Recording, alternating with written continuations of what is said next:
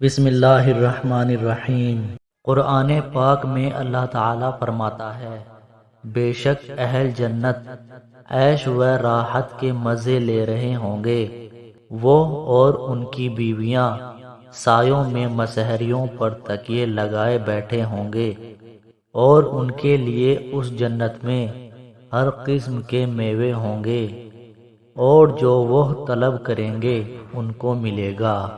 دوسری جگہ قرآن پاک میں اللہ تعالیٰ فرماتا ہے، بے شک پرہیزگار لوگ جنت کے باغوں اور چشموں میں ہوں گے۔